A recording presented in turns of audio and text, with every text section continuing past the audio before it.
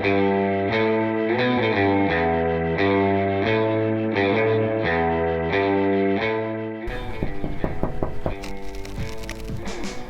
up, homie? Hello, boss. What do you want? I've got some powder for you. What type of powder you bring to me? I don't know. Have you watched my previous video about the protein, my boy? I think no. That's because you are not subscribed. Get out from here. I will subscribe, I will. Ever wondered if the protein powder you consume daily is truly beneficial? Or maybe you are hesitant to try it out, fearing it's loaded with harmful chemicals or steroids? Today we're going to debunk those myths and give you an in-depth understanding of different types of proteins, the ideal quantity of protein intake, and when to consume it.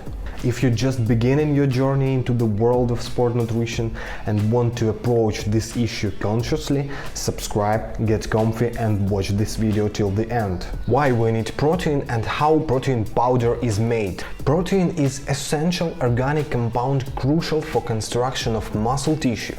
When ingested, it breaks down into amino acids which are responsible for muscle growth and recovery, tissue formation and immune system strengthening. Whether your goal is to lose weight or gain body mass, increase endurance in the gym or maintain muscle mass during a cut, protein supplements can be your ally. However, it's not a magic pill that will instantly transform you into Arnold Schwarzenegger or The Rock. You can regard it as just an additional meal rich in protein without building unnecessary fantasies. Protein supplements are an excellent way to ensure you are getting the necessary amount of protein your body needs. They'll help you to feel full, aid your muscles in recovery after a workout, and enhance your overall well-being. Let's be clear, protein powders aren't full of harmful chemicals. They are derived from the same animal or plant-based products that, through pasteurization, filtration and drying, have been transformed into a convenient powder form. Flavors, sweeteners and sometimes additional vitamins and BCAA amino acids may be added to enhance taste and nutritional value. Interestingly, the same principles and ingredients are used in the production of the baby food. Now let's talk about the types of protein. Whey protein is categorized into concentrate, isolate and hydroisolate, depending on its purification level. The concentrate contains 40 to 80% of protein, with the remainder being lactose, fat and other components of milk. Anything less than 60% protein doesn't really make sense, so always read the label before buying. Whey protein is common, versatile, quickly absorbed, rich in amino acids and easily digestible. For both beginners and seasoned athletes, I consider whey isolate to be the ideal choice. The production process removes all the lactose, fat and other undesired components, leaving you with a protein content of 90% and above. I personally use the Optimum Nutrition 100 Gold Whey protein. I like it for good percentage of protein and fast absorbing. If you want to buy the same protein as I use, I will leave links in the description. Hydrolysate, the luxury sport car of the whey protein team, has its molecules broken down almost to amino acids during production, giving it the highest absorption rate. However, it comes with a higher price tag, slightly bitter taste and lack of substantial data. But if you are lactose intolerant and aren't ready to switch to plant protein, it's an excellent choice. For vegans, those observing dietary restrictions and individuals with allergies, plant protein such as soy is a good alternative. While plant protein are less rich in amino acids composition and are less well absorbed by the body, they are nevertheless irreplaceable for those leading an active lifestyle with specific dietary restrictions. And let's not forget about the casein, a slow digesting protein that is a byproduct of the dairy industry. It provides a gradual release of amino acids, supplying consistent nutriment for your muscles.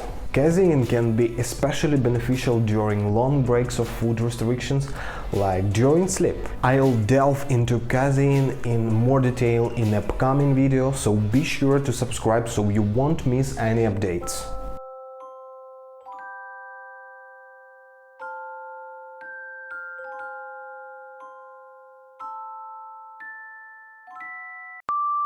Now let's talk about how much protein to take. The optimal daily protein intake for people engaging in this transport generally falls between 1.5–2 grams for 1 kilogram of body weight. Let's take an example for better understanding. Suppose you weigh 80 kilograms, that means that you need at least 120 grams of protein, 80 multiplied by 1.2, but ideally aim for 160 grams.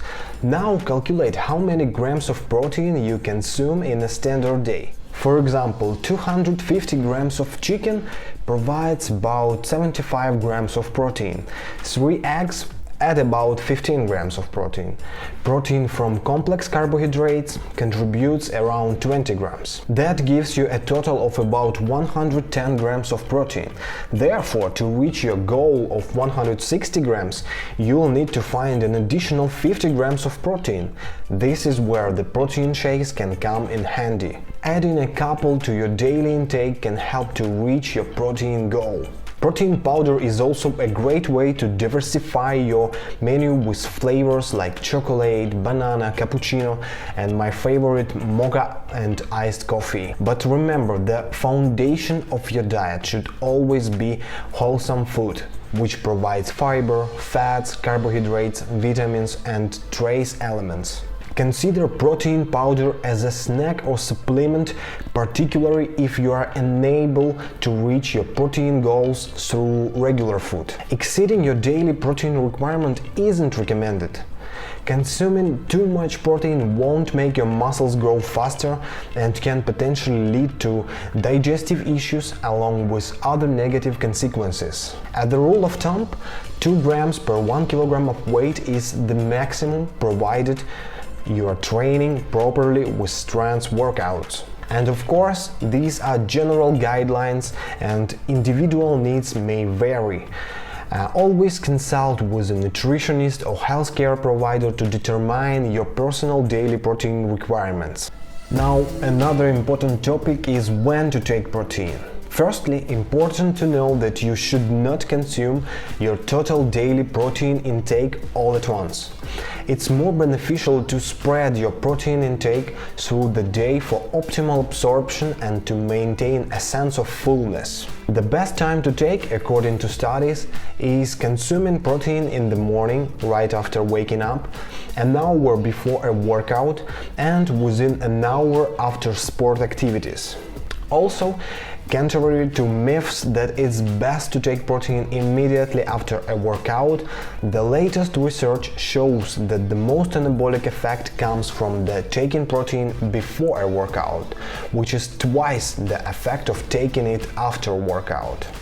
Therefore, if you don't manage to eat 2–3 hours before training, consider consuming a shake an hour or 40 minutes before a workout, and it will save the situation and give you a good effect. Remember, I am talking about the fast-absorbing whey protein. Other types of protein that take a longer time to absorb, like casein, are not recommended to take before a workout.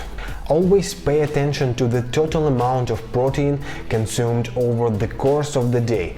That is more important for muscle growth and recovery than the timing of intake around a workout.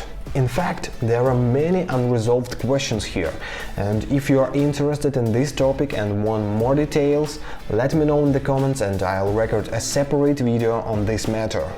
How to take protein? Mix your protein powder in about 250 milliliters of water using a shaker or blender. If you want a variety and you are not trying to lose weight, you can sometimes use regular or almond milk. the latter being less caloric and more beneficial. As well as you can add different stuff to your shake, like fruits, peanut butter and many more.